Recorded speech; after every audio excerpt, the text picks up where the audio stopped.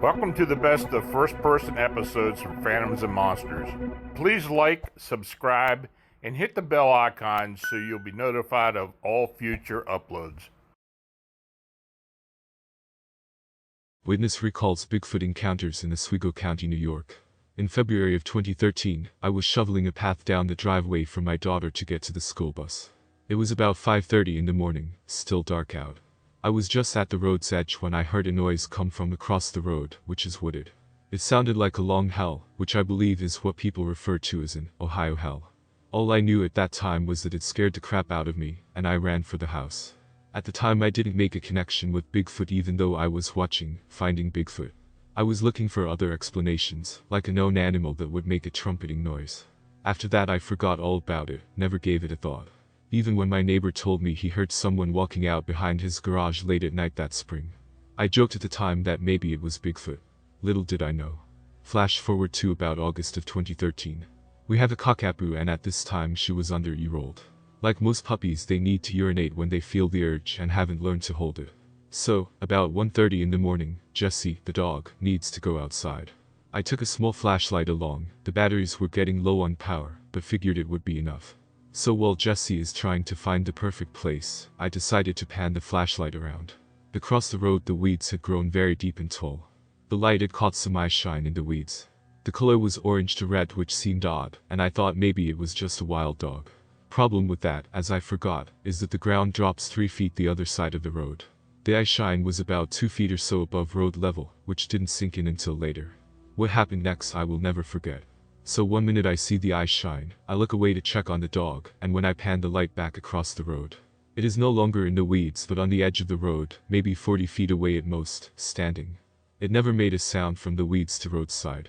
The light I had wasn't strong enough to make out features, just a silhouette and eye shine. It swayed back and forth but made no noise. At that moment I finally realized what was standing in front of me. I ran for the house with the dog and don't believe the dog knew it was there. I told my wife about it the next day and what I thought it was. Of course she didn't believe me. Later on the following day there was an awful smell of bad body odor, and something dead which was coming from behind my neighbor's garage. At the time of the sighting there was no smell. In 2014 I believe I saw the creature at least once more. I was driving up the street at night and saw a crouched figure in their side yard by the woods with the same color eye shine. I didn't stop to check it out. I also may have seen it one night down on County Route 28, Tinker Tavern Road. I was coming back from picking up my daughter from a friend's house and was headed east on Route 28 when I rounded a curve in the road and my headlights caught an orange to red reflection in a farmer's field that was at least 6 feet off the ground. At the time I thought it was just machinery in the field, but later realized that this farmer doesn't leave his machines out in the field like some do.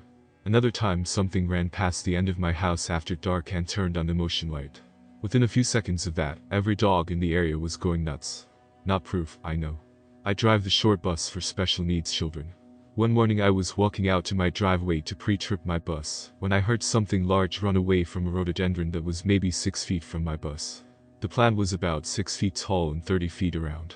I believe the creature got close to my bus, because when I pre-tripped my bus, it was usually dark out and set off all the lights to make sure they all work. I think it got close to see what makes all the funny lights. During the time when these things were happening, I told a few people. Most didn't believe, laughed at me, or like one friend I told, didn't believe I saw Bigfoot, but wanted me to believe he saw a large dog-like creature when he was hunting in the woods, which ran from him on 2 feet. That was supposed to happen out by County Route 15, Wheat Hill. My boss still busts on me about it. I take it all in good humor. Our mechanic may also have had a run-in with it. He was telling me about when he was at his uncle's camp at Chedmoro campsites by Lake Ontario. He was down at the camp in the summer of 2014 when this awful smell came out of nowhere. He said he had been hunting for 30 years and have never smelled anything like it. After a little the smell stopped. Not proof, I know. Even though my wife didn't want to believe, she wouldn't take the dog out after dark. She may even have had inciting. She told me she also saw eye shine across the road in the trees about 6 feet or so above the ground, and she heard what sounded like trees being knocked down. The last time that I had an experience was October of 2014. She kept telling me about what sounded like trees being knocked down, so I said let's go to Walmart to get a bright spotlight to help with taking the dog out. On the way to the car, I also heard the noise coming from across the road. That was the last time I had an experience. Where it went to, I couldn't say. I did notice after the last encounter, it left a sign. A tree was twisted and bent at 6 feet off the ground. I asked what people thought. Some said droppers snow load. I think Bigfoot did it as a warning. From what I have seen and heard, they are believed to bend and twist a tree to display a boundary. It took a long time to get the courage to cross the road to check the tree and surrounding area. I don't look at the woods or night the same way. I check to make sure I can hear birds or insects, and when I can't hear them I get nervous. RR.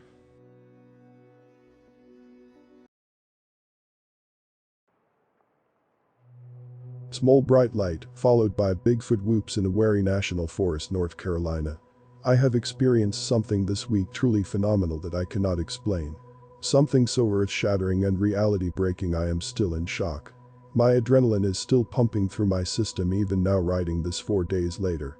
Last Monday, August 17th, I went camping alone in Uwharrie National Forest, North Carolina. My goal was to destress and simply enjoy nature. I brought along a knife, some MRS, which are packs of freeze-dried food essentially, a tarp and rope to construct a shelter. I arrive at the campground around 2 p.m. and I begin my hike. It is deathly quiet. The only wildlife I encounter are 2 deer at the beginning of the trail. As I'm hiking I notice a large amount of quartz deposit strewn about, enough to raise an eyebrow. I reach a valley clearing about a mile in and between 2 streams. I constructed my shelter in the center. The remnants of old campfires littered about told me this place must be a good place to camp. After finishing my tarp tent I begin to walk around exploring the area. I hear thunder and decide to head back to my shelter. Here is where things start to get strange. I'm getting goosebumps thinking about it still. I lay on my stomach in my tent. As the storm rolls and I feel a strange pressure change, low bass frequency and temperature drop, not that odd considering I'm in a valley. As it approaches however, I feel a sensation I have never felt before. I can feel the storm above me in a way I can't fully describe. The best I can do to detail this feeling is that my consciousness was aware and expanded enough to feel this mass above me. I'm thinking, this is very weird, but don't entertain any thoughts of this possibly being paranormal. That is until I hear the first sound. I hear a loud whoop from, I'd guess, a quarter mile away. My hair stands up all over, and then it begins to pour rain, very hard. At this point I have no earthly idea what could have made that sound other than a very large animal that I'm unfamiliar with. Time passes, I'm still laying in my tent, not quite dark, but it's raining, so I have nothing to do but scan the trees and listen. That's when I see the light. A very small, what looked like a coin reflecting in the sun, only there was no sun, and it was moving. It blinked on then off quickly, then reappeared a few feet to the side, on then off again. I never saw it again. Not soon after I began to hear, what in my mind were, bipedal footsteps. They didn't seem like they came from a large animal, but I never saw what made them. They begin in the exact same spot I witnessed the light a few moments prior. I am staring intently at this spot frozen in fear clutching my knife unable to move. It's silent until dusk, it's still raining. Then I hear the second, whoop much closer and louder, on the other side of my shelter. Whatever made this noise was maybe 50 feet away. Night falls and adrenaline is pumping through me. I lay on my back. It is so dark it did not matter if my eyes were open or closed. There was no noise for a few hours, and I began to relax slightly. That is until I heard the babbling.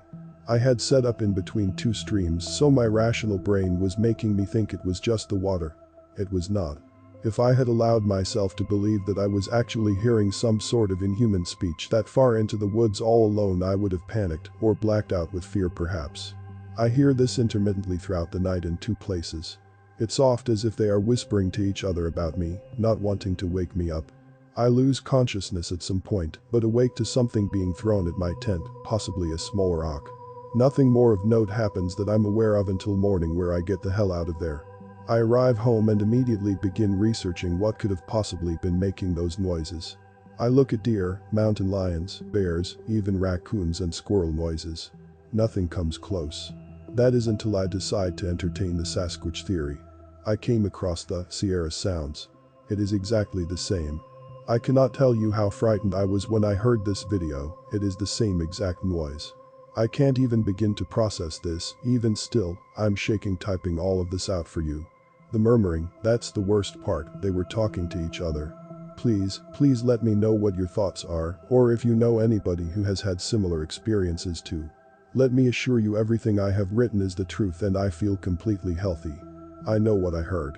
SH.